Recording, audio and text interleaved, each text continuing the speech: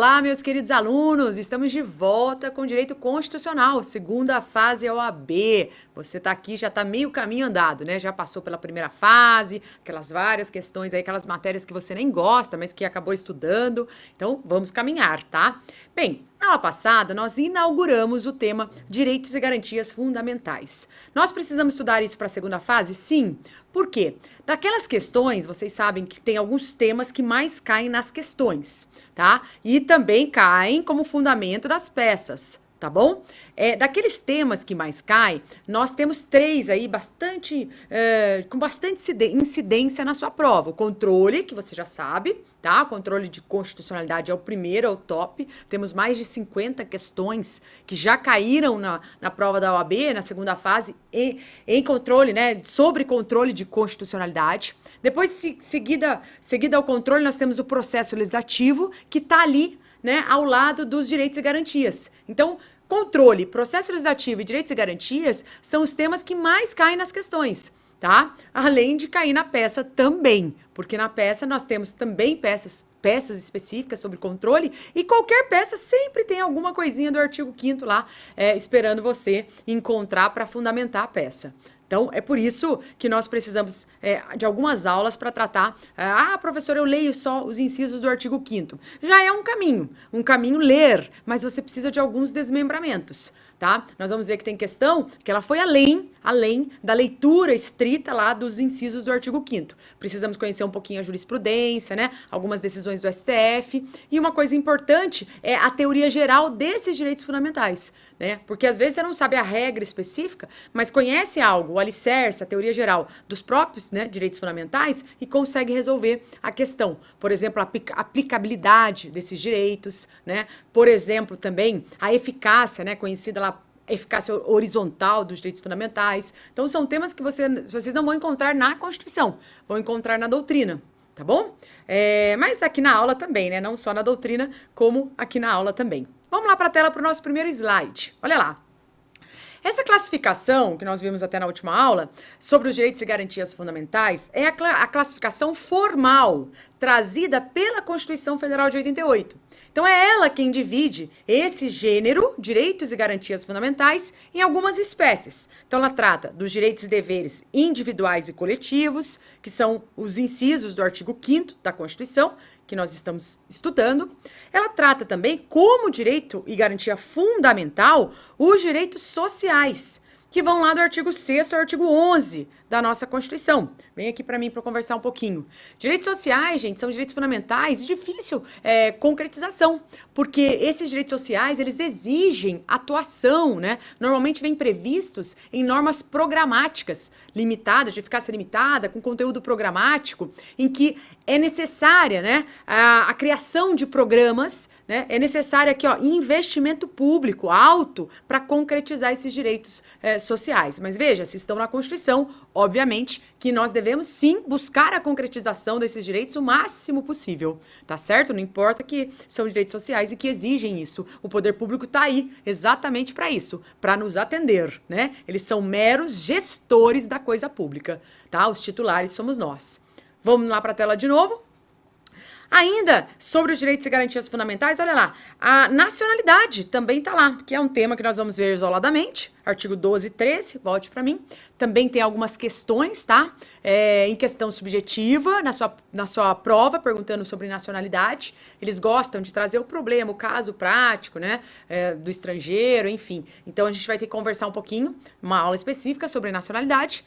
Depois, olha lá, direitos políticos e partidos políticos, que são também subtemas aí do grande capítulo estudado, mas agora a aula é específica desse primeiro item aí, tá? Dos direitos e garantias individuais e coletivos. A ideia é essa, vou mencionar um pouquinho sobre os direitos sociais, mas basicamente vamos estudar o capítulo 1, primeiro capítulo. Bem, e já passando para o segundo slide, nós vamos ver os parágrafos do artigo 5º. Então, olha para mim aqui um pouquinho. Falei para vocês da importância de estudar primeiro os aspectos gerais dos direitos e garantias. Antes de adentrarmos no caput do artigo 5º e no inciso, no primeiro, segundo, terceiro, até o 78, antes de abordarmos cada um deles, precisamos conhecer essas normas gerais sobre os direitos fundamentais. E aí, nos parágrafos do artigo 5º, nós já vamos encontrar diversas normas, né? Diversos assuntos relacionados a essa ideia de normas gerais dos direitos e garantias fundamentais, tá? E já vamos ver o primeiro. Olha o que diz o parágrafo 1º do artigo 5º da nossa Constituição na tela, ó. As normas definidoras dos direitos e garantias fundamentais têm aplicação imediata. O que significa isso, né? Aplicação imediata. Volte para mim. Bom, a ideia desse parágrafo primeiro é que temos que dar a máxima efetividade aos direitos previstos, né, nos incisos do artigo 5º. E você sabe, né, como é que tem aplicabilidade imediata, aplicação imediata, professora? Se há, portanto, normas de eficácia limitada. Pode ser uma pergunta. Daí a gente vai responder. A ideia do parágrafo primeiro é que os direitos e garantias fundamentais, prioritariamente, eles devem vir previstos em normas de eficácia plena ou contida, tá? Normas de eficácia plena ou contida. Excepcionalmente, pode haver previsão em norma de eficácia limitada, mas é ideal, né, que eles tenham essa aplicação imediata e, portanto, venham na previsão de norma de eficácia plena. E os direitos? Mas existem, professor, existem diversos direitos e garantias fundamentais previstos em norma de eficácia limitada. Como que eles ficam? Bem, a ideia é a seguinte: como eles são fundamentais, nós temos que ter um olhar diferenciado.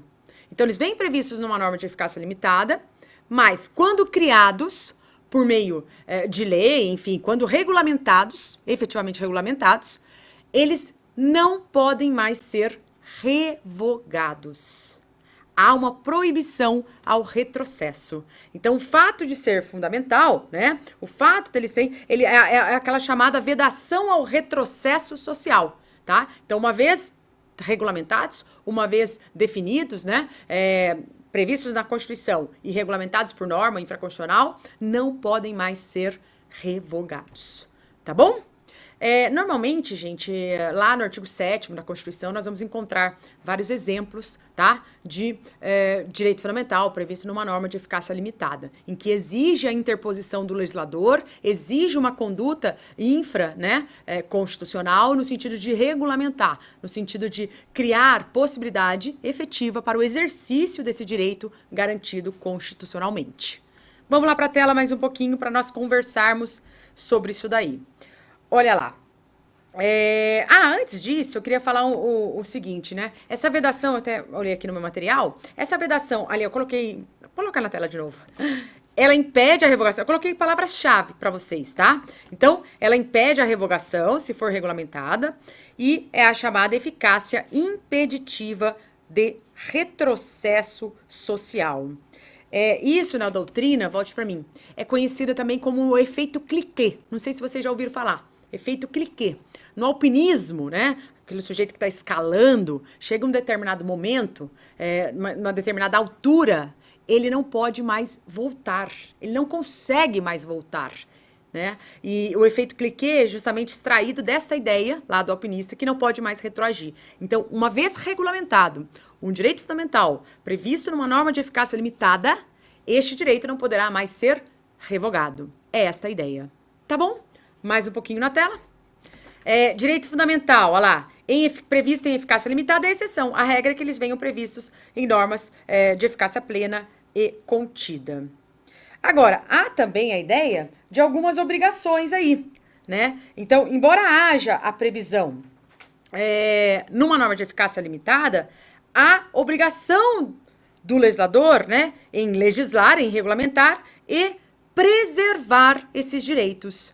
Ele pode, sim, modificar, desde que preserve o núcleo essencial desses direitos, tá certo? Depois a gente vai conversar um pouquinho mais sobre esse aspecto aí. Vamos para o parágrafo 2º do artigo 5º da nossa Constituição. O que é que diz o parágrafo 2º?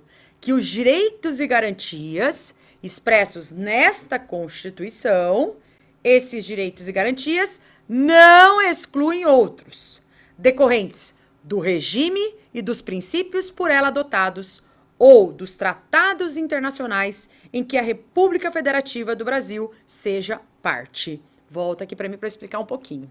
Bom, Esse parágrafo, ele já traz uma característica dos direitos fundamentais, né? Será que o rol do artigo 5º, os incisos, é um rol exaustivo, números clausus, ou é um rol meramente exemplificativo? É um rol taxativo? É um rol que não comporta inclusão? É um rol fechado? Ou é um rol meramente exemplificativo? É um rol meramente exemplificativo. E o próprio parágrafo 2º diz que esses direitos aqui não excluem outros. E veja, não são só outros incisos que podem ser acrescentados ao artigo 5º. Outros decorrentes do regime dos princípios por ela adotados. Então, em qualquer norma, inclusive em normas, né, que a gente vai falar, em tratados internacionais. Então, pode? Pode. Podemos ter um direito fundamental previsto num tratado, mesmo que não esteja na Constituição. Se nós somos signatários desse tratado, esse direito é nosso? Sim, sim, porque o rol é exemplificativo e comporta acrescentar aí por meio de outros ordenamentos, tá? Há uma PEC, uma proposta de emenda constitucional, tramitando no Congresso, no sentido de incluir um novo inciso ao rol de direitos e garantias. Você sabe que pode, né? Não pode haver um retrocesso, mas eu posso ampliar. O inciso 78, que é o último, ele trata do princípio da razoável duração do processo. Vocês já devem ter lido, e está escrito lá, que a todos, no âmbito judicial e administrativo, são asseguradas a razoável duração do processo e os meios que garantam a celeridade de sua tramitação.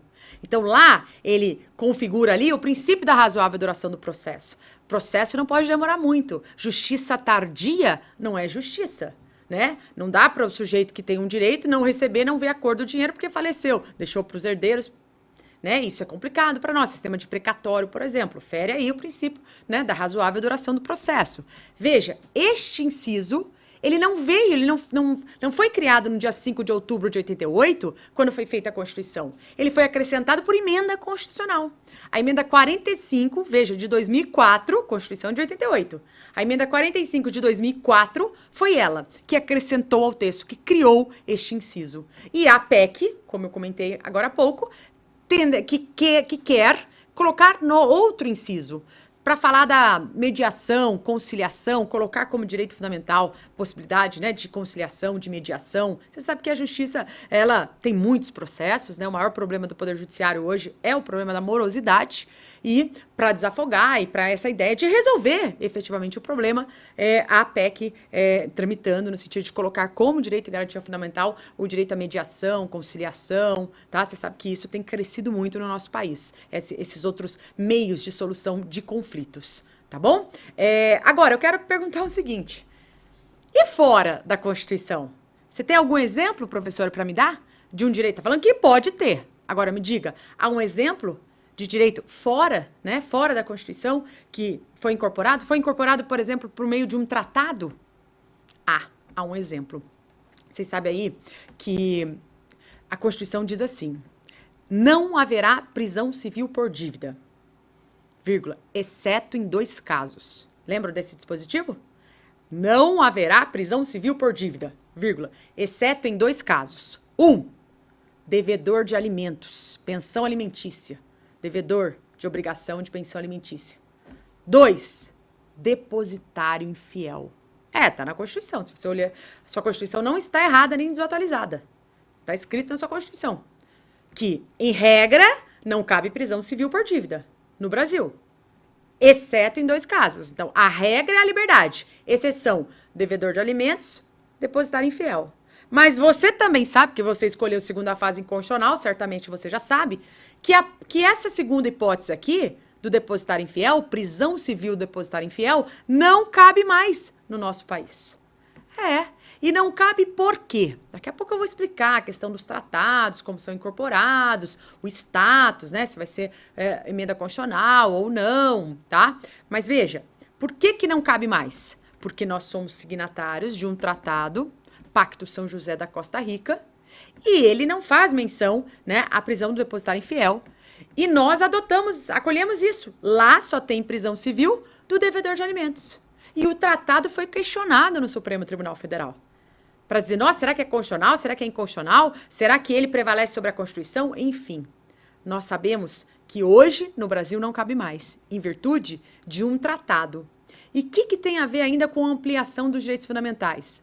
Pera, quando a Constituição fala assim, ó, não haverá prisão civil por dívida, exceto em 2 casos, e isso está previsto no rol de direitos fundamentais do artigo 5º, eu pergunto, qual o direito que está por trás desta regra?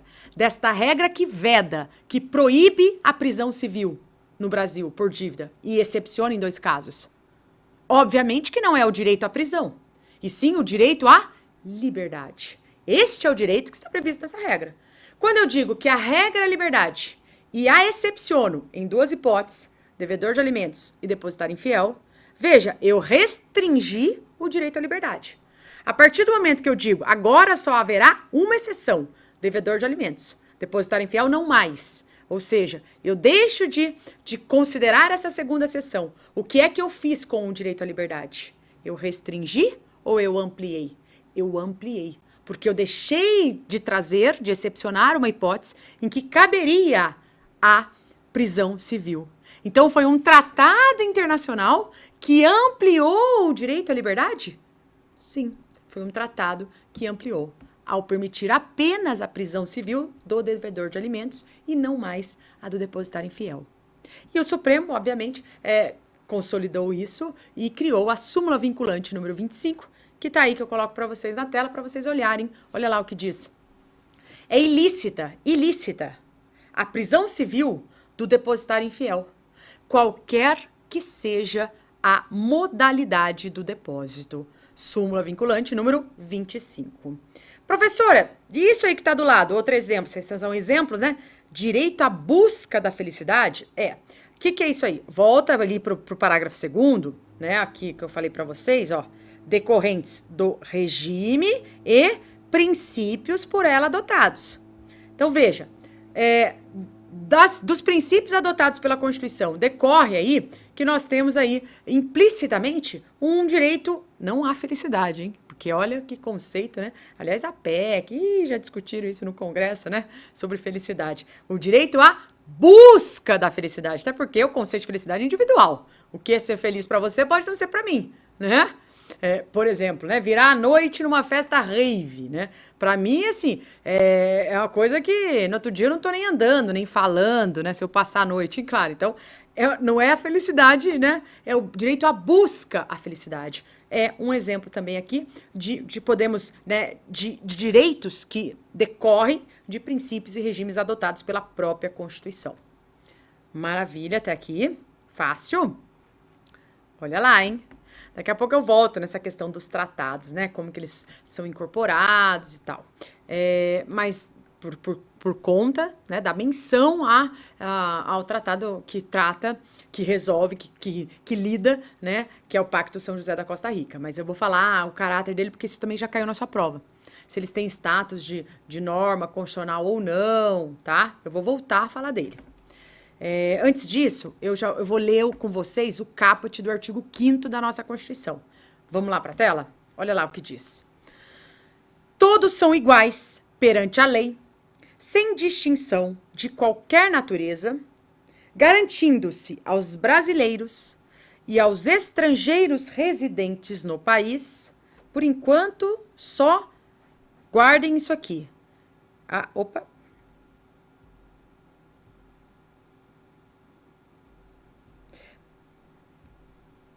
Residentes no país, tá?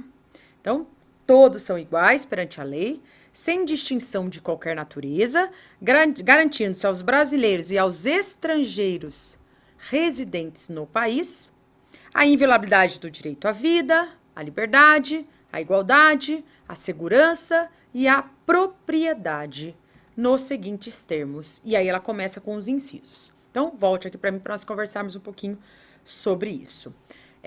Será que os destinatários desses direitos fundamentais são todas as pessoas, indistintamente?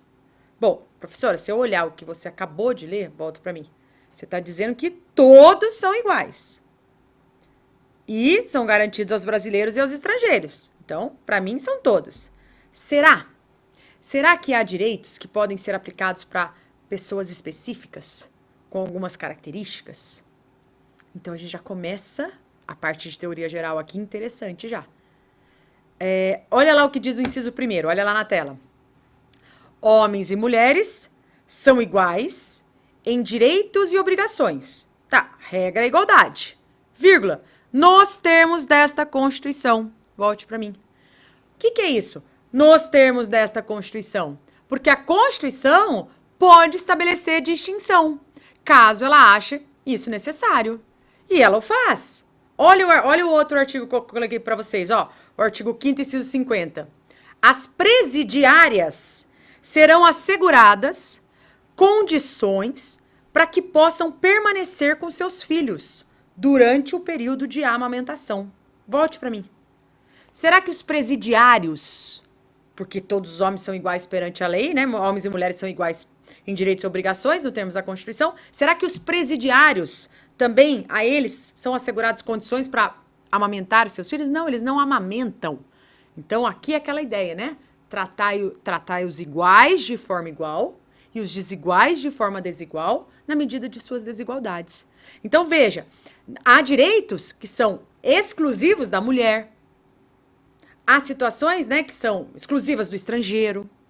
Então, a gente tem que olhar com cuidado, tá bom? Essa, por exemplo, é um exemplo, né, de um direito fundamental previsto no artigo 5º, exclusivo da mulher. Outro exemplo em relação a esses destinatários. Vamos lá para a tela. O artigo 5º, inciso 73 da Constituição.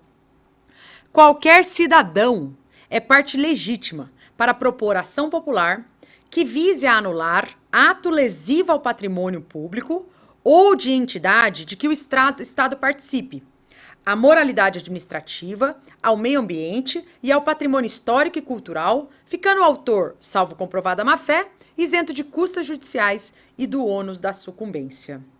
O que eu quero que vocês memorizem já está em cima. Cidadão e ação popular. Eu já grifei para deixar palavra-chave, eu mesma já grifei para vocês, né? Cidadão e ação popular. Por que eu quero que vocês memorizem aí e percebam isso? Volte para mim. Quem que é cidadão para nós? Para o direito. Em especial aqui para o direito constitucional. Cidadão é aquele que tem o título de eleitor e está no exercício dos seus direitos políticos. Ele vai comprovar a cidadania com o seu título de eleitor e com a quitação das obrigações. Ou seja, ele foi votar nas últimas eleições e ele tem um comprovante de votação. Este é o cidadão para nós. De modo que, será que é qualquer pessoa que pode propor ação popular?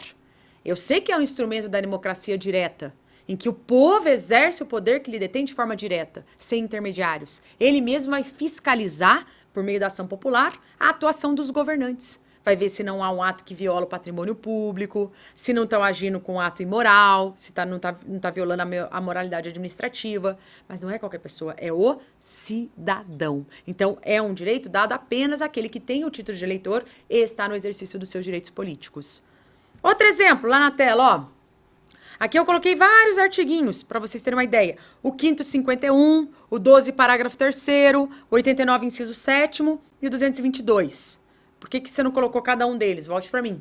Nós vamos analisá-los separadamente quando tratarmos de nacionalidade. Por quê? Porque esses artigos que eu mencionei, eles tratam das diferenças entre brasileiros natos e naturalizados. A Constituição diz assim: nato não pode ser extraditado. E o naturalizado? O naturalizado em 2 casos. Quando ele pratica um crime comum, antes da naturalização, ou quando ele tem comprovado envolvimento com tráfico de drogas, que aí pode ser antes ou depois. E o nato não. O nato não nunca. Então, veja que há algumas diferenças entre nato e naturalizados. Então, também são possíveis. O 12, parágrafo 3º, traz alguns cargos, presidente da República, ministro do Supremo, certo? Que são presidente da Câmara, presidente do Senado. Alguns cargos que são privativos de nato, ou seja, só brasileiros natos podem ocupá-los, tá? 89, inciso 7º também, 6 cadeiras destinadas a natos para compor o Conselho da República.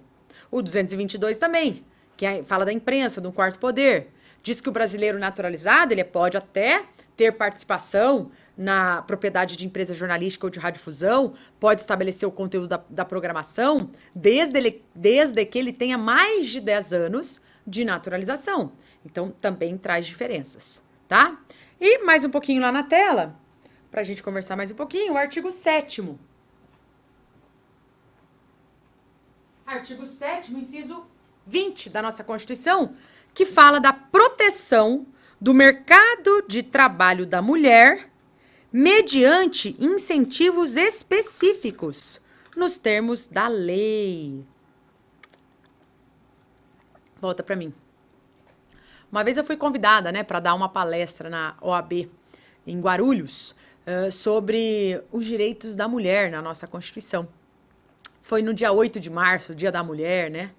E, obviamente, que nós temos que lembrar que nós, mulheres, no mercado de trabalho, ainda somos muito diferenciadas, né? Nós ainda não somos tratadas da mesma maneira que os homens. E isso não é uma que nós estamos dizendo. A Constituição reconhece isso. O Supremo reconhece isso. A Constituição não só reconhece, que ela traz no artigo 7º, inciso 20, que a proteção de mercado da mulher, né, tem que ter essa proteção, é garantida a proteção, mediante incentivos específicos. Específicos. E o Supremo já analisou isso, RE, coloca lá na tela, ó, depois se você quiser dar uma olhadinha, ó, RE, recurso extraordinário, ó lá, 658312, e quais são os fundamentos básicos, né? Que a mulher tem menor resistência física e socialmente acumula tarefas do lar. Volta para mim. Aqui no curso de OAB aqui do Legale, todos os professores são homens, né? Só tem eu de professora, mulher, né? E às vezes eu converso com o Edinho, vamos gravar o dia inteiro, não sei o que, ele quer gravar o dia todo. Eu falo, Edinho, eu não posso gravar o dia todo, porque se eu gravar o dia todo, no outro dia eu tô sem voz. E é uma realidade, é um fato. Os professores conseguem gravar o dia todo. É diferente. É uma resistência física um pouco menor. Às vezes a gente quer ir lá, né? Não, completamente. Não somos iguais. Fisicamente não somos iguais. E precisamos desse tratamento diferenciado em alguns aspectos, tá? Aqueles aspectos que justificam. Não, né? Diferença salarial que não tem a ver, ou trabalho igual, os dois trabalham de maneira igual, num determinado. E aí a diferença salarial. Não é esse tipo de diferença, mas a diferença real que existe, tá bom? Vamos lá para a tela. E a pessoa jurídica? Será que, volte para mim para a gente refletir antes de colocar. Será que uma pessoa jurídica é legitimado passivo? Tem direito fundamental? Tem, pessoas físicas ou jurídicas. Agora, presta atenção. Tem alguns direitos fundamentais previstos no artigo 5º que eles têm a ver com a dignidade da pessoa humana. E, obviamente, que uma pessoa jurídica não tem dignidade. Então, esses direitos relacionados à dignidade da pessoa humana não se aplicam às pessoas jurídicas, tá? Mas há outros, né? Propriedade, sigilo de correspondência, né? Direito à propriedade. Alguns direitos são aplicáveis, né, perfeitamente às pessoas jurídicas. E há também alguns, eu até trouxe um exemplo, exclusivos da pessoa jurídica. Olha lá na tela, o artigo 5º, 29 do texto constitucional. Olha o que diz. A lei assegurará aos autores de inventos industriais privilégio temporário para sua utilização, bem como proteção às criações industriais, a propriedade das marcas, os nomes das empresas, olha lá, e outros signos distintivos. Então, olha para mim. O nome da empresa e outros signos distintivos. Esta é uma faceta do direito fundamental aplicável exclusivamente, né, à pessoa jurídica. Então, o que a gente resume, né? Que aqueles direitos fundamentais, que são fundamentais pelo simples fato de estarem na Constituição, formalmente fundamentais, não estão relacionados especificamente à dignidade da pessoa humana, mas estão lá no rol, eles se aplicam a pessoas naturais e pessoas jurídicas.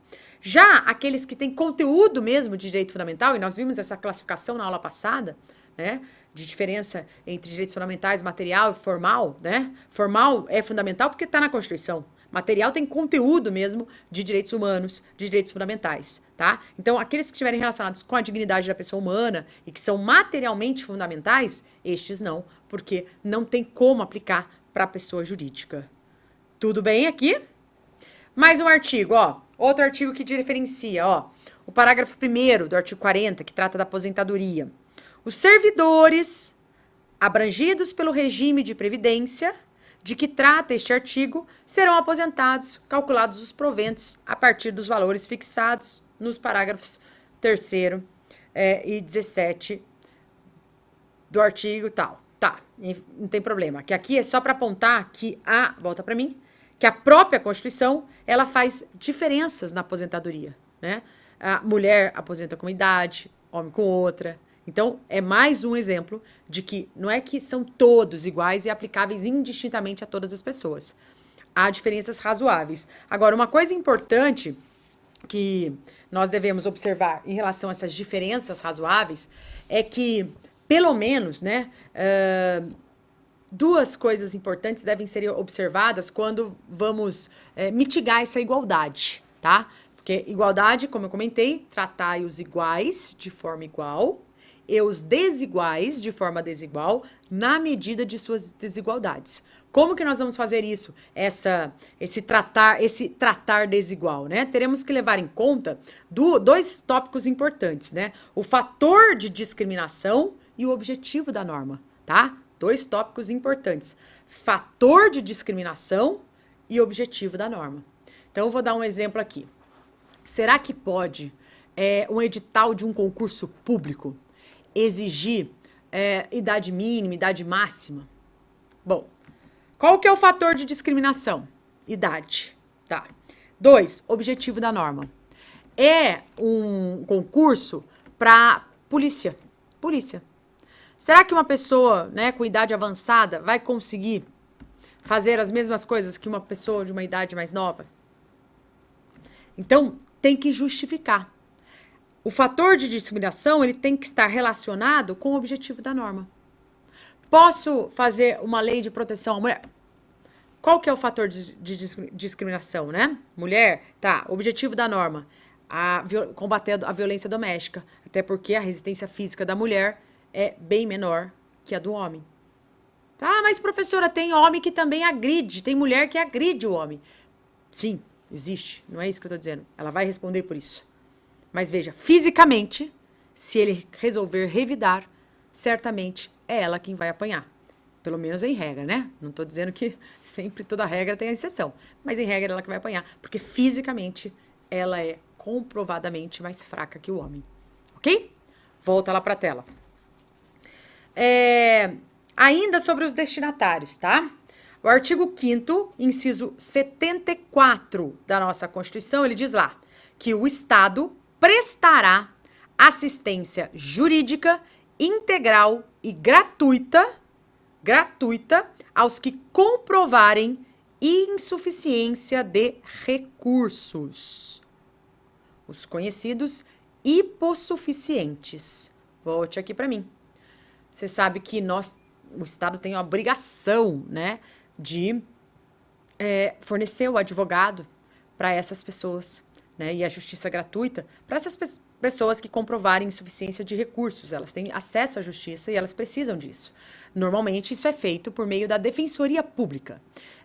Há estados que não têm. São Paulo, por exemplo, foi um estado que criou tardiamente a sua Defensoria Pública. Ela deve ter um pouco mais de 5 anos aqui no estado de São Paulo. É pouquíssimo tempo. E veja, a criação da Defensoria Pública, ela vem para fortalecer, para dar... É claro que nós demos um jeito, enquanto não tinha a Defensoria Pública, havia um convênio com a OAB, a Procuradoria do Estado, não tem nada a ver, né? O procurador do Estado defende o Estado, né? Mas ele designava alguns dos seus procuradores para fazerem as vezes dos defensores públicos, para atender esses necessitados, sob pena desse direito previsto no artigo 5º não ser concretizado.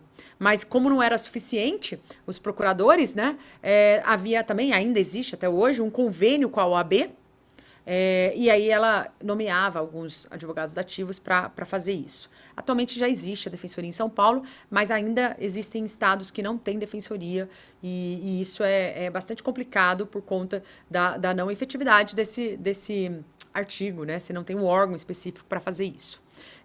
Bom, tá aí, volta lá para a tela para nós aprendermos mais um pouquinho. Agora o inciso 51 do artigo 5º, que diz assim: nenhum brasileiro será extraditado, salvo naturalizado, em caso de crime comum, praticado antes da naturalização, ou de comprovado envolvimento com tráfico ilícito de entorpecentes e drogas afins, na forma da lei. Volte para mim.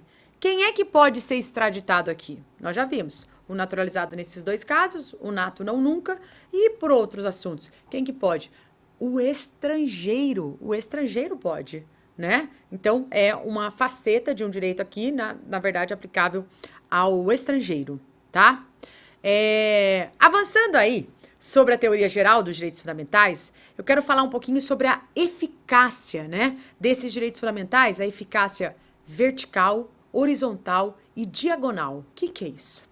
Eficácia vertical dos direitos fundamentais, né? A relação entre o particular e o poder público. Vertical. Se aplica? Sim. Os direitos fundamentais podem ser questionados em face do poder público? Claro, tá? Podem sim. Então, eficácia vertical tem a ver com essa relação do particular com o poder público. Eficácia horizontal dos direitos fundamentais. Agora, horizontal, ó, entre iguais. Entre iguais. Nós podemos falar de direitos fundamentais entre particulares, entre privados, que estão numa situação de igualdade?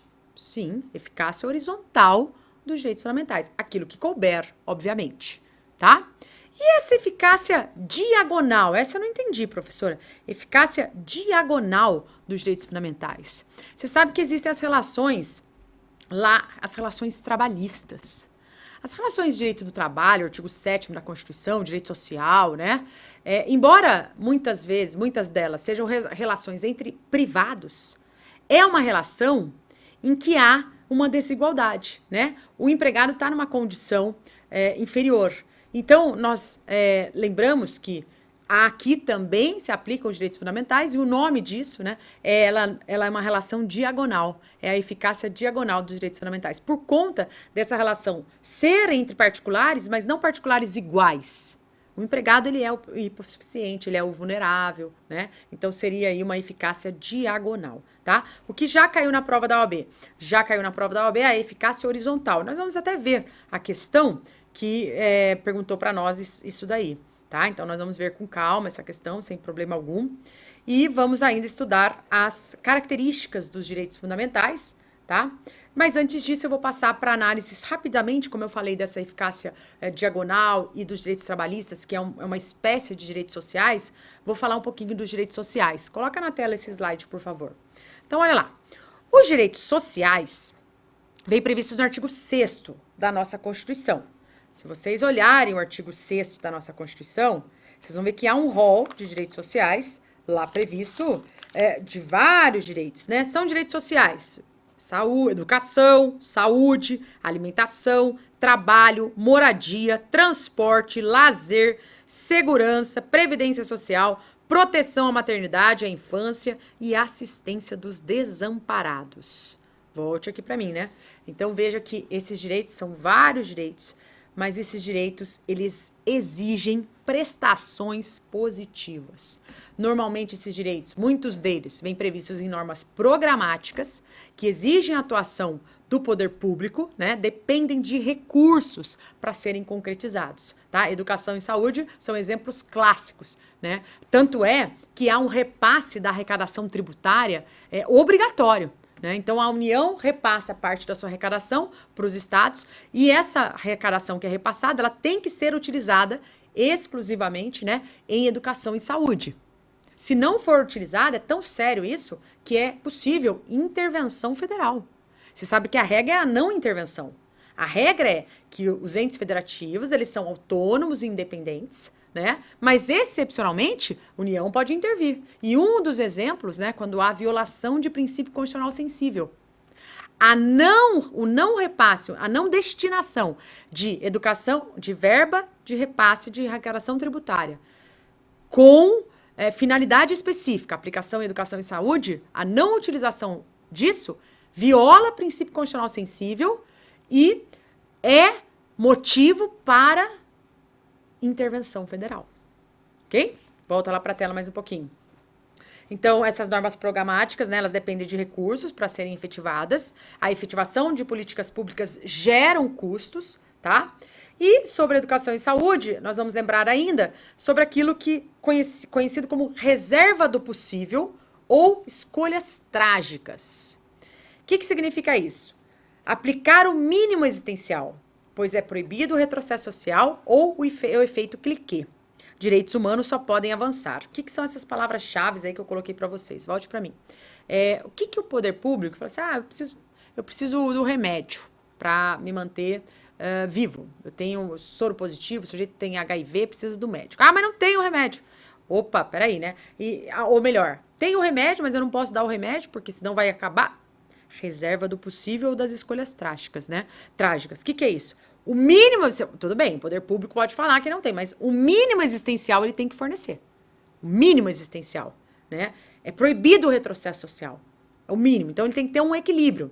Então, o Supremo vai analisar, né, ponderação de valores sobre o que ele tem, a reserva do possível, mas o mínimo existencial que ele deve manter, tá? Olha lá para a tela, o judiciário, ele tem implementado esses direitos sociais, né? E aí tem um exemplo, se vocês quiserem depois dar uma olhadinha no julgado, o judiciário ele tem implementado sim. E muitas vezes, volte para mim, né? Muitas vezes ele é até criticado com a ideia do ativismo, né? Do ativismo judicial. Ah, ele está invadindo, isso é função do executivo, do legislativo, isso é função legislativa. Mas muitas das ações diretas de inconstitucionalidade, né, são propostas pelos próprios partidos políticos, muitas vezes, né, de assuntos que eles mesmos não conseguem enfrentar no Congresso, e aí acabam jogando a bola para o Poder Judiciário, né? E outra, em relação a esses direitos, a concretização dos direitos sociais, o Judiciário tem sim tentado concretizar algumas coisas, alguns direitos específicos, sob pena dele não conseguir aplicar a própria Constituição, tá bom? Volta aqui para mim mais um pouquinho, então, aliás, para a tela, né? Eu preciso entrar daqui a pouquinho nas características dos direitos fundamentais. Trouxe algumas, né? A historicidade, limitabilidade, universalidade, e aí a gente vai começar a tratar cada uma delas. Volte aqui para mim só para eu falar das primeiras, né? Historicidade. Os direitos fundamentais, eles nasceram ao longo da história. Então, essa característica da historicidade tem a ver com o que nós vimos na outra aula, das gerações dos direitos fundamentais, porque a cada nova conquista surge uma nova geração. Então, é só lembrar, né, do que nós vimos na aula passada sobre essas gerações, né, dos direitos fundamentais, né, e aí a primeira geração, que são as prestações, né, negativas, liberdade, igualdade e fraternidade, lembraram? Primeira, prestações negativas, não faça, Estado não adentre, porque aqui há um direito constitucionalmente assegurado. Depois, né, prestações positivas, igualdade, promover igualdade, direito social, preciso de implementação do poder público, preciso de regulamentação, preciso de verba, né, preciso promover essa igualdade. E ainda aqueles direitos de titularidade difusa, que são o meio ambiente ecologicamente equilibrado, que está lá na terceira geração, tá? Tudo isso tem a ver com a historicidade. Universalidade, né, é que os direitos são aplicáveis a todas as pessoas indistintamente. Esta é a regra, tá? Mas há aqueles casos pontuais relacionados aos destinatários, que nós vimos agora, um de cada vez, né? E tem uma parte importante também do caput desse artigo 5º, que eu quero falar para vocês, que é o seguinte, volta aqui que eu pedi para vocês grifarem, olha aí na tela, né? Eu pedi para vocês grifarem no início da aula.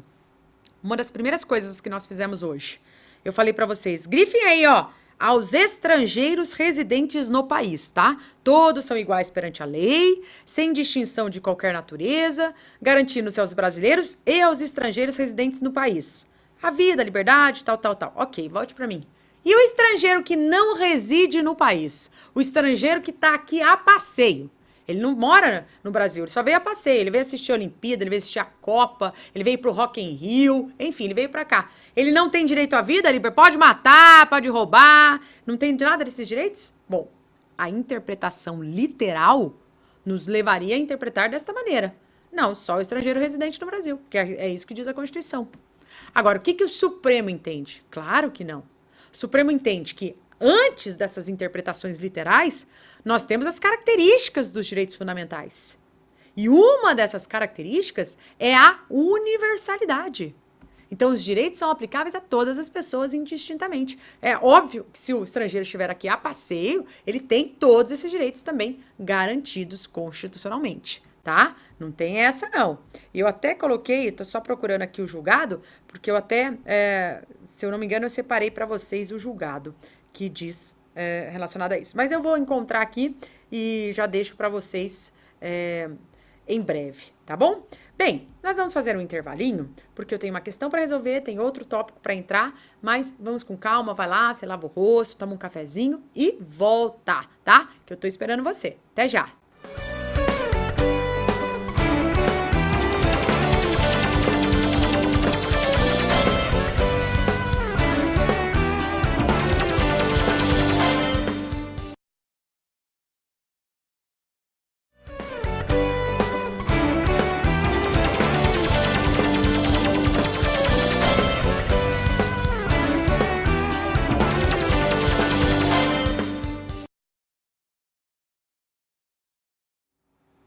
Olá, meus queridos alunos, de volta com o Direito Constitucional, segunda fase constitucional, OAB. Nós estamos aqui na nossa terceira aula, no segundo bloco da terceira aula. Bom, estávamos falando aí, antes do intervalo, sobre os direitos e garantias fundamentais e vamos continuar.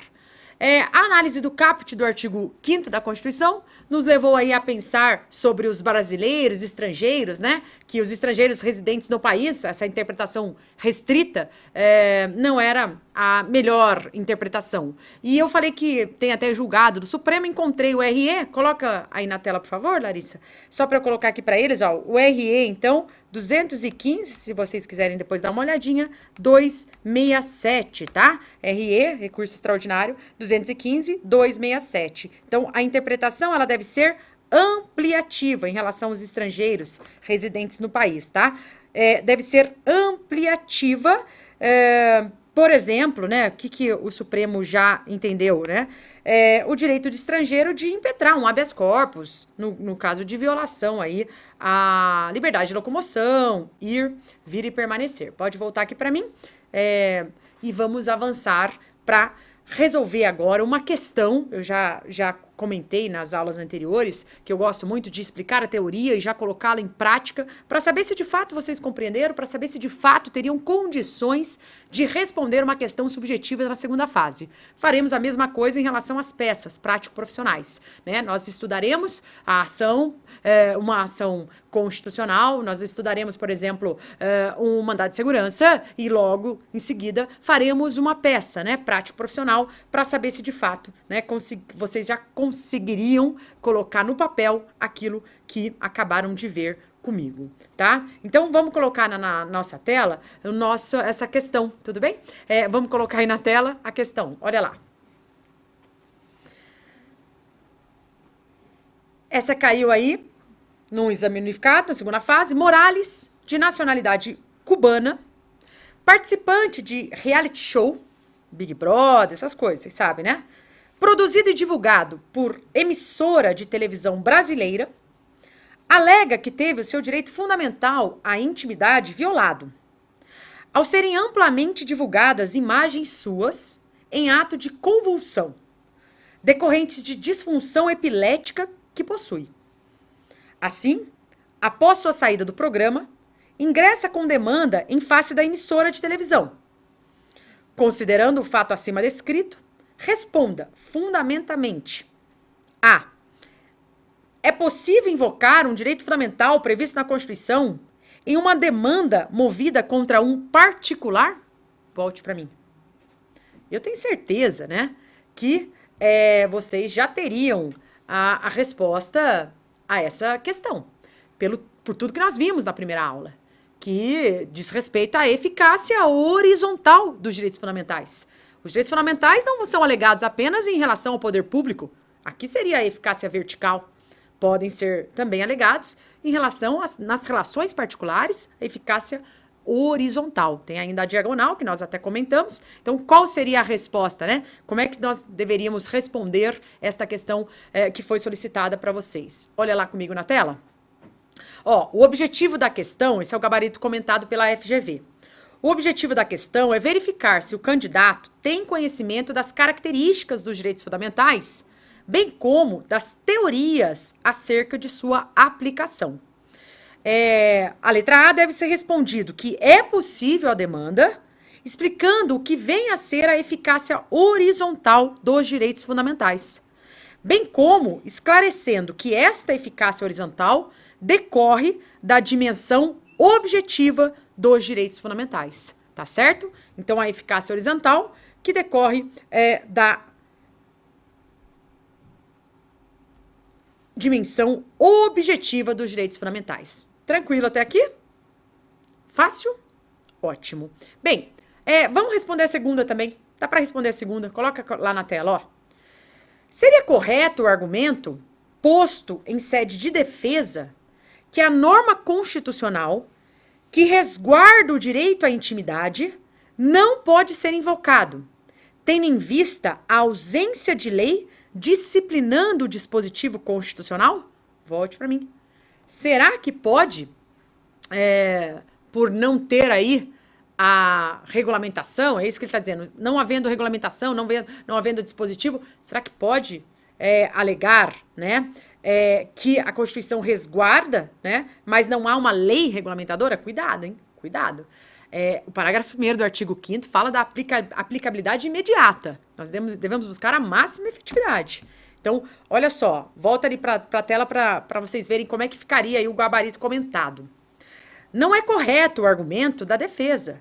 Os direitos fundamentais, os direitos individuais, nos termos do artigo 5º, parágrafo 1º, olha lá, esse artigo que eu comentei, né, da Constituição Federal, eles têm aplicabilidade imediata, prescindindo de edição de norma regulamentadora, salvo quando a própria Constituição assim o exigir expressamente. Deixa eu já dar uma ideia aqui para vocês, ó. Vou grifar duas palavrinhas importantes dessa questão. Palavrinha prescindido, tá? E aplicabilidade imediata, tá? Porque dessas três palavras, nós conseguimos interpretar várias coisas. Então, volta aqui para mim para eu explicar. Em relação à aplicabilidade imediata, é aquela questão, aquela ideia que eu falei para vocês, que os direitos fundamentais, eles devem prioritariamente vir previstos em normas de eficácia plena ou contida. Excepcionalmente, podem vir em norma de eficácia limitada. Mas, mesmo assim, aquele direito previsto em norma de eficácia limitada já traz alguns efeitos, ainda que não haja regulamentação, tá? A ideia é que todos sejam aplicáveis. E se não constar na própria norma, né, nos termos da lei, não for de eficácia limitada, a Constituição não exigir essa regulamentação, eles devem ser aplicados, não dependem de regulamentação. A regra é a não dependência de regulamentação. A regra é a aplicação imediata. Então, é isso que está dizendo aqui. Agora, prescindir, cuidado. Prescindir é o contrário de imprescindível. Por que eu quis falar dessa questão? Tem muitos alunos que erram questão de primeira fase porque não sabem o que significa a palavra prescindir. Prescindir não é precisar, é o contrário, é dispensar. É o contrário de imprescindível. Sabe aquela oferta imprescindível? A oferta imprescindível na loja lá é aquela que você não pode perder. Né? Não pode perder. Agora, aqui, prescindir é dispensar. Então, cuidado, que parece... Ela dá uma interpretação, mas se o aluno não souber o significado, pode ser que ele interprete de forma equivocada. Então, vamos lá para a tela para eu mostrar para vocês. Ó.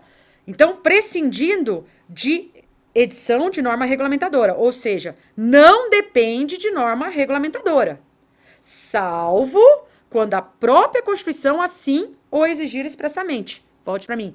Quando a própria Constituição disser, nos termos da lei, e nós classificarmos esta norma como norma de eficácia limitada.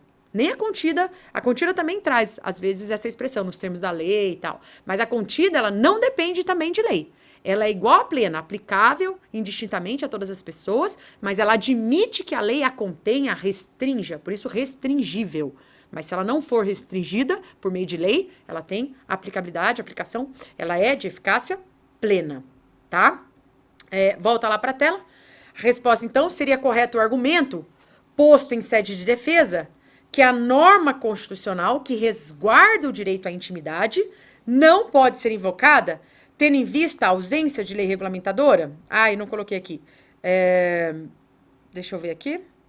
Eu não coloquei aqui, mas a resposta é não, né? Não seria correto esse argumento, porque a aplicabilidade tá aqui, ó. Não é correto o argumento, porque os direitos individuais, nos termos do artigo 5º, eles têm aplicabilidade imediata, tá certo? É que só repetiu a questão, não precisa. Então, vamos para mais uma questão. Essa caiu na prova de 2016.2. A Associação Antiqua, formada por colecionadores de carros antigos, observando que Mário, um dos seus membros, supostamente teria infringido regras do respectivo estatuto, designou comissão especial para apuração dos fatos, com estrita observância das regras estatutárias. A comissão, composta por membros de reconhecida seriedade, ao concluir os trabalhos, resolveu propor a exclusão de Mário do quadro de sócios, o que foi referendado pela direção da associação. Questionada por Mário sobre o fato de não ter tido a oportunidade de contraditar os fatos ou apresentar defesa, a associação apresentou as seguintes alegações. Em primeiro lugar, não seria possível a Mário contraditar os fatos ocorridos, já que as provas de sua ocorrência eram incontestáveis. Em segundo lugar, os trâmites processuais previstos no Estatuto foram rigorosamente respeitados. E em terceiro lugar, tratando-se de uma instituição privada, a associação tinha plena autonomia para a elaboração de suas regras estatutárias, que, no caso, permitiam a exclusão sem oitiva do acusado. Por fim, a associação ainda alegou que Mário, ao nela ingressar, assinara um documento em que reconhecia a impossibilidade de solucionar possíveis litígios com a referida associação pela via judicial. Inconformado, Mário procurou, para, como advogado, orientá-lo sobre as questões a seguir. Letra A. O direito à ampla defesa e o contraditório podem ser alegados quando as regras convencionais não os prevêem? Volte para mim. Será que nós podemos alegar, violação de contraditório e ampla defesa, inclusive nessas relações privadas? Será que pode? Nossa, vimos agora há pouco, né? Opa, essa dava para responder, dava para responder com princípios, dava para responder facilmente. Olha como é que ficou aí o gabarito comentado. Vamos lá comigo? No caso em tela, o direito à ampla defesa e ao contraditório, previsto no 5º 55, consubstancia preceito de ordem pública e não poderia ser desobedecido, mesmo no âmbito das relações privadas, configurando verdadeiro direito subjetivo de Mário. Volte para mim. Eficácia horizontal dos direitos fundamentais. Sim. Contraditório e ampla defesa é direito de Mário, independentemente. E mesmo que a associação coloque lá no seu estatuto que não pode, é norma de ordem pública. O direito privado e a regra em as relações privadas não podem contrariar dispositivos constitucionais, ainda mais quando são preceitos de ordem pública. Tá certo, a Constituição é dotada de supremacia. Nós sabemos disso. Lá para a tela de novo. Afinal, os direitos fundamentais dessa natureza devem ser observados tanto pelo poder público como pelos particulares. Nessa linha, o sistema jurídico constitucional brasileiro tem reconhecido a possibilidade de aplicação da eficácia horizontal dos direitos fundamentais. Em consequência, as violações aos direitos fundamentais não ocorrem somente no âmbito das relações entre particular e o Estado, mas igualmente nas relações estabelecidas entre pessoas físicas e jurídicas de direito privado. Pessoas naturais, né? Assim, em casos semelhantes, análogos ao descrito, em que um ente submete uma pessoa ao seu poder decisório, os direitos fundamentais assegurados pela Constituição vinculam diretamente não apenas os poderes públicos, mas também estão direcionados à proteção dos particulares em face do poder privado. Volte para mim. Veja que a explicação, né? Há, inclusive, uma observação do próprio examinador, né? Que o examinando, ele deve fundamentar suas respostas, né? Não vale a mera disposição de artigo. Aqui a gente nem falaria de artigo específico, porque eficácia horizontal é um tema doutrinário, né? Não é um tema que você vai extrair um artigo da Constituição. Mas mesmo aquelas questões em que a resposta esteja no próprio texto, em que você vai utilizar um artigo, você precisa explicar. Você precisa, ao menos, tentar parafrasear este artigo para que a resposta fique, pontue, né? O máximo que ela tem, tá? O máximo de pontos que ela pode, que você pode obter por meio do acerto da resposta, tá? Vamos fazer a letra B, para a gente finalizar essa parte de questão aqui da aula de hoje? Volta lá.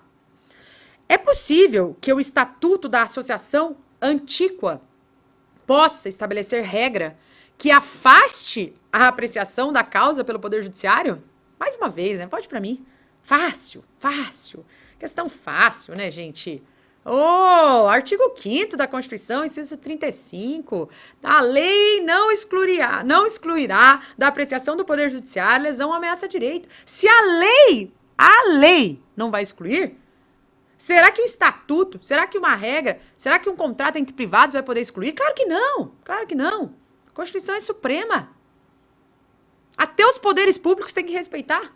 Imagina os particulares. Tá certo? Então, olha como é que é a resposta. Olha que bacaninha, ó.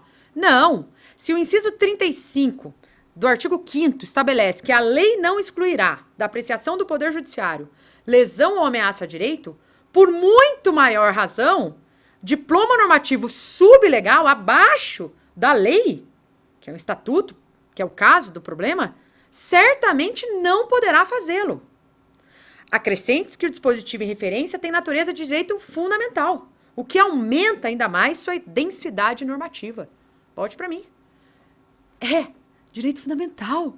Direito fundamental protegido, portanto, pela rol de cláusulas pétreas. Entenderam isso? Sequer por emenda constitucional podemos abolir, podemos suprimir, podemos limitar, diminuir, sequer por emenda. Mais um motivo. Como é que ficou a divisão da pontuação dessa questão, professora? Eu quero saber isso com detalhes, é importante você saber. Quantos pontos, né? Você sabe o valor total da questão, mas você não sabe como que foi pontuado. E isso está no espelho.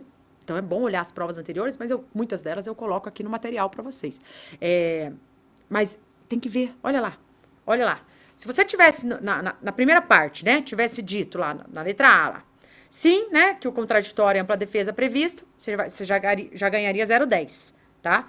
Agora, se você acrescentasse uma coisa importante, né, que é um preceito de ordem pública, ou podia ser um ou outro, hein?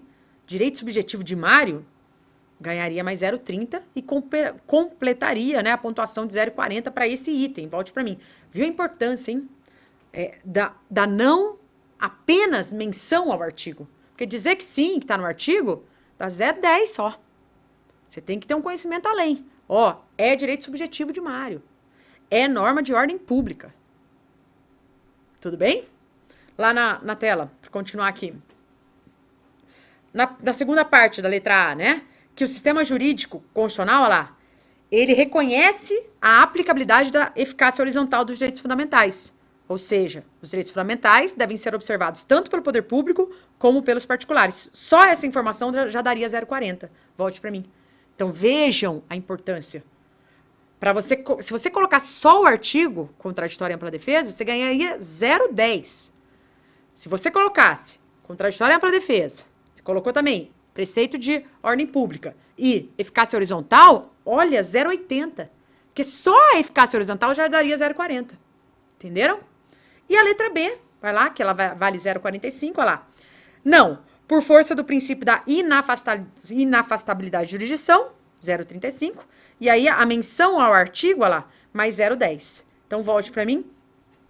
Que explicar o artigo, o nome dele, acesso à justiça e tal, né? Ninguém não será afastado direito e tal. É inafastabilidade da jurisdição. Então, falar do artigo, explicar um pouquinho o artigo, colocar o nome dele, já é 0,35. Só a menção do artigo, 0,10. Então vejam que a importância de você não apenas colocar o artigo, mas explicá-lo. Tudo que você souber daquele artigo, você explica na hora da prova, porque vai pontuar, tá? Vai pontuar mesmo. Bem, feitas as questões, né? Nós vamos continuar a análise das características dos direitos fundamentais, mais um pouquinho. E aí, nós vamos concluir com a análise dos parágrafos, né? Ainda temos o parágrafo 3º e 4º do artigo 5º da nossa Constituição para analisarmos, para que daqui a pouquinho, né? Talvez na próxima, nós entremos especificamente nos incisos do artigo 5º da Constituição. E aí, hoje a gente finaliza a parte de teoria geral dos direitos e garantias fundamentais, que já responde muita coisa, que já serve de alicerce, né, para muita coisa aí, para pontuar, para colocar como tese na peça, para responder questão subjetiva, tá? Mas vamos avançar, então, nas características dos direitos fundamentais. Então, o primeiro que eu falei foi da historicidade. Já comentei também sobre a característica da universalidade, né, que é aplicável a todas as pessoas, indistintamente, mas sempre lembrando, né, que existe aquela ideia, né, de tratar os iguais de forma igual e os desiguais de forma desigual na medida de suas desigualdades. Então, existe isso. Existem direitos aplicáveis só para as mulheres. Então, lembrando disso. Mas, em regra, universal, estrangeiro não residente, não. Não precisa morar aqui. O Supremo entende de forma, de forma ampliar, tem que ampliar essa norma, a interpretação desta norma, tá? E tem outra característica, o caráter relativo ou limitabilidade. O que é isso? Limitabilidade ou caráter relativo. Não há direito absoluto no nosso país. Então, os direitos fundamentais, embora fundamentais, vírgula, não são absolutos. Entenderam? Embora fundamentais, vírgula, não são absolutos. Tá? Se há alguém aí que sustenta que existe algum direito absoluto no nosso país, seria o direito à dignidade da pessoa humana. Mas isso para quem sustenta ainda a existência de um direito absoluto. Nós vamos levar a ideia de que não há direito absoluto. Eventualmente, um pode, né, perder para outra. Por exemplo, o direito à vida, em determinada situação, pode perder para a dignidade da pessoa humana. Conseguem visualizar um exemplo em que a vida terá de ceder para que a dignidade da pessoa humana fale mais alto, prevaleça em determinada situação? Eu acredito que você já tenha pensado no exemplo. É isso mesmo. É isso que você está pensando. A mulher que foi vítima de estupro, ela pode praticar o aborto sentimental. O que é o aborto sentimental? A interrupção da gravidez, aquela gravidez indesejada, porque ela foi vítima de estupro. Mas você fala, nossa, mas a criança vai nascer perfeita. E mesmo assim, ela vai tirar a vida daquela criança? Sim. A nossa legislação, ela protege, ela fala que, nesse caso, a dignidade da mulher fala mais alto do que a manutenção de uma gestação que adveio de um estupro. Viram? No choque entre dois ou mais direitos fundamentais, um terá de ceder, um pode falar mais alto. E eu dei esse exemplo, né? Por exemplo, outro, né? Choque do direito à intimidade, preservação da honra, da intimidade, como? Com a liberdade de informação, né? Então, o Supremo, nessas hipóteses, ele terá de se valer daquilo que nós chamamos de ponderação de valores. Uma pessoa pública será ponderada, esses direitos serão ponderados de uma maneira. Uma pessoa privada terá essa ponderação de outra maneira. O que vai pesar mais para uma pessoa privada? Honra, privacidade. O que vai pesar mais para uma pessoa pública que exerce um cargo público? Talvez a informação, né? Então, no choque entre dois ou mais direitos fundamentais, um terá de ceder, nulificando o outro e fazendo prevalecer aquele que, de fato, naquele momento é mais forte. Mas isso não faz que eles se excluam. Não. Porque uma próxima característica dos direitos fundamentais é que eles são cumulativos. Como assim? Não é porque eu adquiri um que eu perco o outro. Não, eles se somam. A partir do momento que vão sendo criados novos direitos, e a historicidade, gerações de direitos fundamentais, né? Cada uma vai seguindo a outra, eu vou somando. Eles são cumulativos, eles não se excluem, tá? Então, concorrência dos direitos fundamentais ou cumulativos, eles são cumulativos. Ainda sobre essas características, nós devemos lembrar que eles são irrevogáveis, né? Que eles são irrenunciáveis. Você pode até não exercer, mas não pode abrir mão. Que eles são imprescritíveis, né? Em especial os de cunho, não os patrimoniais, mas os de cunho personalíssimos, os, de cunho, os que têm relação com a dignidade da pessoa humana, né? Eles não se perdem com o decurso do tempo. Eles são inalienáveis. Por que é proibida a venda de órgãos no nosso país? Tráfico internacional de órgãos? Proibida. São inalienáveis. E não pode ser objeto de venda. Entenderam? Imprescritíveis, inalienáveis, irrenunciáveis. Todas essas são características dos nossos direitos fundamentais. Tá? E assim eu finalizo as características. E vamos passar para análise do parágrafo 3º do artigo 5º, que também já foi questionado na sua prova e que nós precisamos conversar um pouquinho a questão relacionada aos tratados internacionais. Vamos ler na tela? Olha lá comigo. Diz o seguinte, que os tratados e convenções internacionais sobre direitos humanos que forem aprovados em cada casa do Congresso Nacional, em 2 turnos, por 3/5 dos votos dos respectivos membros, serão equivalentes às emendas constitucionais. Parágrafo incluído pela Emenda Constitucional, Reforma do Judiciário, Emenda Constitucional 45, de 2004. E já há alguns atos aprovados, né, na forma desse parágrafo, e eles estão aí. Por exemplo, volte para mim, a Convenção de Direitos Humanos sobre Pessoas Portadoras de Deficiência. Inclusive já caiu numa primeira fase, talvez você se lembre, né? Que essa foi a primeira que foi incorporada pelo processo legislativo da emenda constitucional, pessoas portadoras de deficiência, e que, portanto, ela tem status de norma constitucional, equivale à emenda constitucional. Uma lei, ela tem que respeitar não apenas o texto constitucional, mas os tratados de direitos humanos que passaram por esse processo, né, que foram aprovados pelo quórum da emenda, 3/5, em 2 turnos, nas 2 casas, porque eles têm status de norma constitucional. Teve até um exemplo de uma advogada cega que conseguiu levar um processo para o Supremo Tribunal Federal, tendo em vista a violação dessa convenção das pessoas de portadoras de deficiência, porque quando foi criado o processo eletrônico, né, tudo pela internet, o sistema em braille, que é a linguagem dos cegos, não estava funcionando corretamente, devidamente, de modo que ela se sentiu prejudicada e houve a violação, porque, veja, se o próprio sistema, sem o braille, já não estava funcionando, imagina o sistema em braille, né? Então, ela queria continuar peticionando no papel, né? E estava sendo cerceado esse direito dela de continuar pensionando, e ela conseguiu levar ao Supremo por alegar também violação de uma convenção de pessoas portadoras de direitos humanos, pessoas portadoras de deficiência, e que tinha sido incorporada por meio do processo legislativo das emendas constitucionais. Mas o objetivo... Então, há 2 requisitos, né, exigidos pelo parágrafo 3º do artigo 5º. 2 requisitos para que um tratado valha como emenda. Não é que qualquer tratado de direitos humanos já vale como emenda. Não é o que diz a Constituição. Há até quem entenda dessa maneira. Mas a Constituição, ela diz que são necessários 2 requisitos. Um de ordem material, de conteúdo, e outro de ordem formal, né? Então, o conteúdo material, a ideia de conteúdo não é qualquer tratado. Tratado sobre direitos humanos. Esse é o requisito material.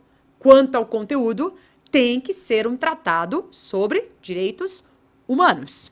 Ok, tá. E o critério formal? Não basta isso, segundo o parágrafo 3º.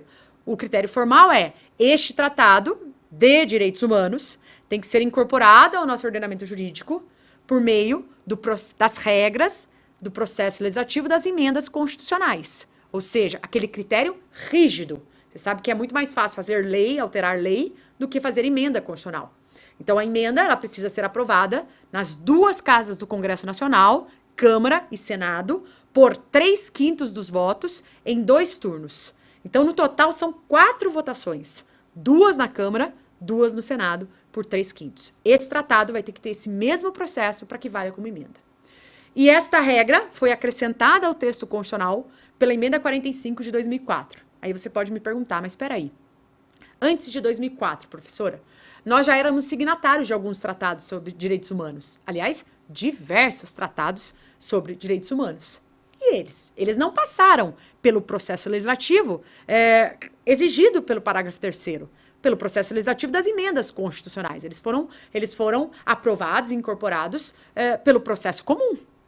lá artigo 49, inciso 1º da Constituição, né? E o artigo 84, inciso 7º também, que fala da ratificação, né? Nós temos aí o decreto legislativo, né, que é a maioria absoluta, a maioria simples, a aprovação do tratado comum e a ratificação do presidente. Não teve esse processo da emenda. E aí, o que o Supremo entende? Porque já caiu, por isso que eu tô falando, né? Que esses tratados de direitos humanos, que não passaram pelo processo da emenda, mas têm esse caráter de direitos humanos, só por serem de direitos humanos, eles já estariam acima das leis. Abaixo da Constituição, sim. Porque para ter norma constitucional, 3/5 em 2 turnos nas 2 casas. Mas eles já estariam acima das leis. Então, eles teriam aquilo que nós chamamos de caráter supralegal. Ou seja, supra, acima das leis, mas abaixo da Constituição. E o exemplo que cai é o da súmula vinculante 25, Pacto São José da Costa Rica, que é um tratado sobre direitos humanos, que não foi aprovado por esse processo, mas que só por ser de direitos humanos já estaria acima das leis. E foi por isso, né, que não coube mais a prisão do depositário infiel. Por conta exatamente disso. Tá bom? Então, em regra, né? Em regra, a incorporação de um tratado faz com que ele entre no ordenamento jurídico, mas como norma, como lei. Esta é a regra, tá? Lei ordinária. Então, em regra é assim. Excepcionalmente, ele pode ter esse caráter supralegal, se ele tratar de direitos humanos, e ainda, se ele observar os 2 requisitos exigidos pelo parágrafo 3º do artigo 5º, o requisito material, conteúdo, direitos humanos, e o requisito formal, aprovação, 3/5, nas 2 casas, em 2 turnos, daí ele tem status de norma constitucional. Vai valer como emenda constitucional. E aí, né, valendo assim, a gente vai lembrar que se uma lei violar o texto de um tratado, esta lei pode ser objeto de controle de constitucionalidade. Sim, pode ser objeto. Tudo que estiver relacionado a tratado também, estrangeiro, a gente tem que olhar na competência, porque vai alterar a competência, tá? Isso especialmente em relação às peças. Mas a gente vai chegar no momento oportuno para tratar das peças, tá bom? E por fim, eu quero falar do parágrafo 4º, olha lá comigo na tela. Do parágrafo 4º desse artigo 3º da nossa Constituição, que diz lá que o Brasil se submete à jurisdição de Tribunal Penal Internacional, a cuja criação tenha manifestado adesão. Volte para mim. Nós manifestamos adesão por meio da incorporação do Estatuto de Roma, Decreto 4333, Estatuto de Roma, foi incorporado. Então, nós nos submetemos ao Tribunal Penal Internacional, porque nós aderimos ao Estatuto de Roma, que é o tratado que criou aí o Tribunal Penal Internacional. O Tribunal Penal Internacional, basicamente, ele tem competência para julgamento de crimes de extrema gravidade, genocídio, né, crimes de guerra, tem vários lá, né, 4 pelo menos. Então, a definição desses crimes específicos, né, Tribunal Penal Internacional, crimes de extrema gravidade, tá, grupos armados, e nós nos submetemos a ele.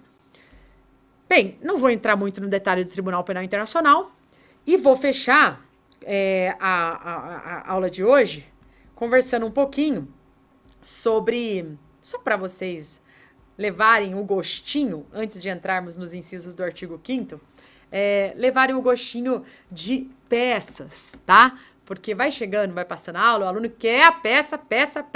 Ele fica aí passando mal de tanto que ele quer a peça. Então, a primeira observação em relação às peças prático-profissionais é a seguinte.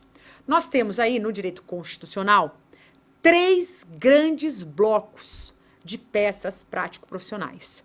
3 grandes blocos, tá? O primeiro bloco de peças prático-profissionais, isso aqui é só para vocês conhecerem. Calma, nós teremos a aula específica. É que eu quero aproveitar esse momento final para vocês começarem a pensar, porque na próxima aula, provavelmente, a gente já vai entrar, talvez na próxima ou a outra, né? Porque eu preciso primeiro esgotar os incisos, mas ao tratar dos incisos do artigo 5º, eu já vou falar das garantias constitucionais. Então, eu já vou falar de habeas corpus, habeas data, mandado de segurança, mandado de junção, ação popular, tudo tá lá no artigo 5º. Claro que depois a gente tem uma aula separada para cada remédio, porque eles são peças que já caíram, em especial, mandado de segurança, tá? Mas a gente já vai começar a pensar nisso, porque a gente já está caminhando, já estamos aqui na terceira aula, já partimos dessas noções, né? Essa noção de o alicerce, teoria geral, né? Fundamentos, e aí já vai começar mesmo colocar a mão na massa, tá? Então eu quero que vocês conheçam esses três grupos três grandes blocos de peças prático-profissionais. Porque a primeira coisa que você vai fazer para identificar a peça é em qual grupo se enquadra aquele problema apresentado. Então, primeira coisa será essa. Então, o primeiro grupo é o grupo das garantias constitucionais. Qual que é o grupo das garantias constitucionais? Os remédios constitucionais. Então, você vai encontrar nesse grupo o mandado de segurança individual, o mandado de segurança coletivo, o habeas data, o habeas corpus, o mandado de injunção individual, o mandado de injunção coletivo, a ação popular. Esses todos vocês já conhecem, são os remédios. Mas além deles, vocês podem encontrar, e aí a gente coloca dentro desse grupo de garantias constitucionais, vocês podem encontrar a ação civil pública, também pode encontrar, uma ação de procedimento comum, uma inicial comum, que já caiu também na sua prova, tá?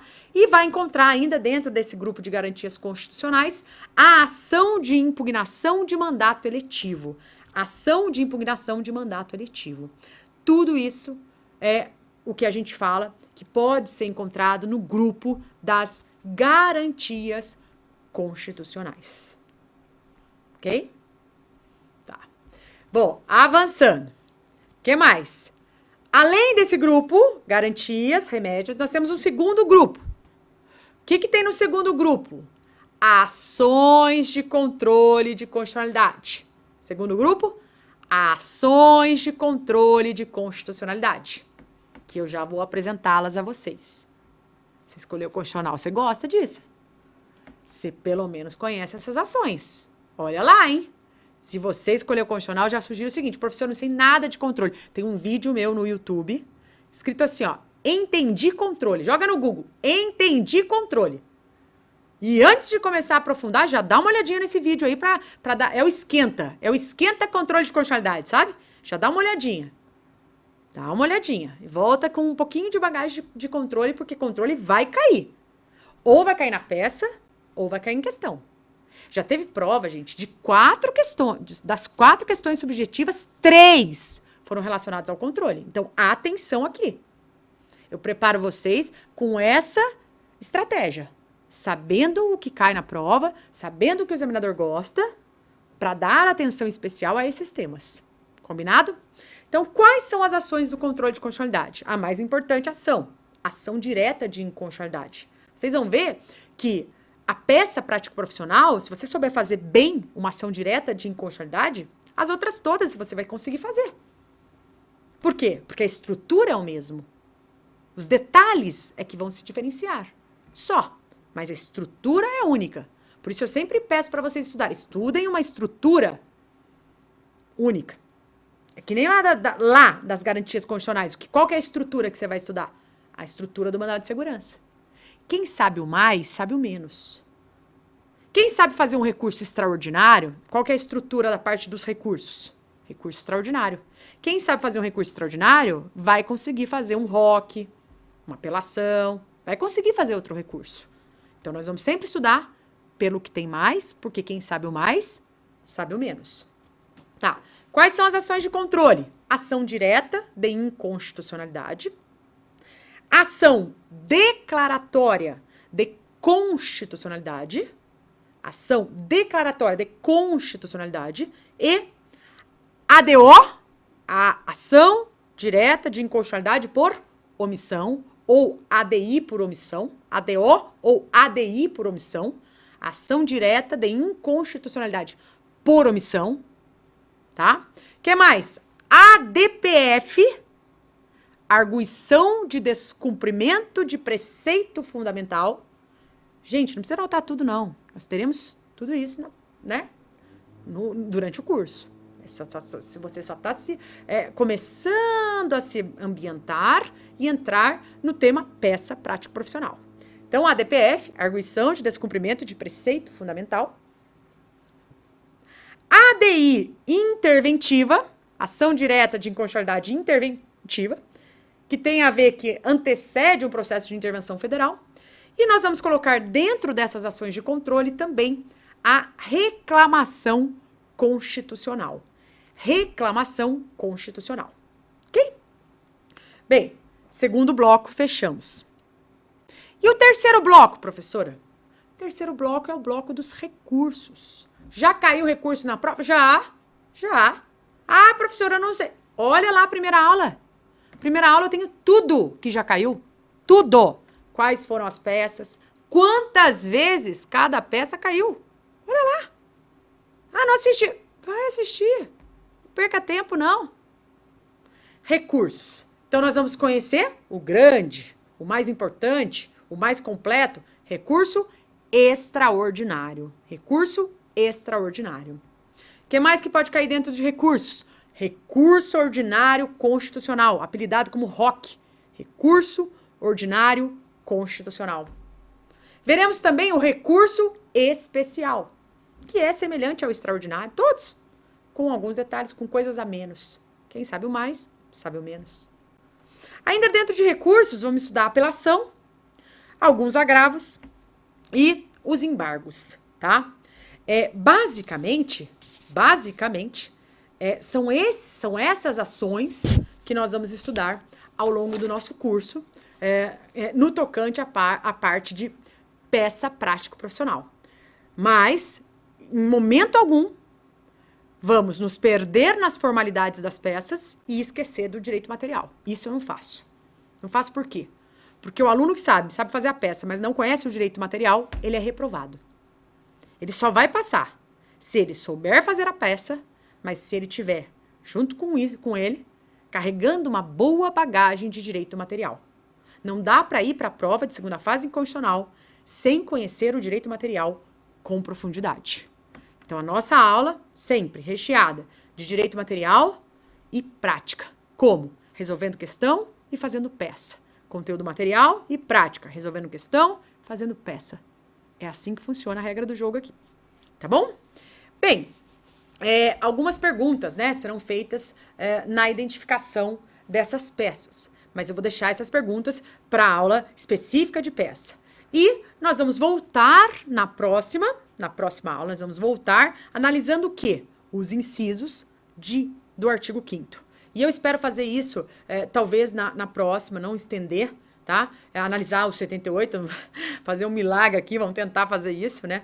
Mas eu estou tentando me comprometer para não estender muito. No máximo, mais duas aulas sobre isso, sobre os incisos, para que a gente possa depois destacar aqueles relacionados às garantias constitucionais, ou seja, para começar a dividir por aula o remédio, né? Então, o habeas corpus, o habeas data, e aí é uma aula para cada um, para estudar o remédio e já fazer a peça, fazer o problema, tá? Tudo com muita calma. Espero que você tenha aproveitado. Desculpa, às vezes, a rigidez, mas ela se faz necessária para a sua aprovação. O segredo do sucesso é a constância do propósito. Então, você assistiu a aula de hoje? Se ficou difícil, assista novamente. Releia o material, né, o seu material aí de anotação. Comece a pesquisar as provas anteriores. Faça a sua parte, porque a aprovação vem. A gente só vai colher aquilo que a gente plantar. E o plantio para aprovação na segunda fase é isso que vocês estão fazendo. O plantio é o estudo. Conte sempre comigo, um grande abraço e até a nossa próxima aula.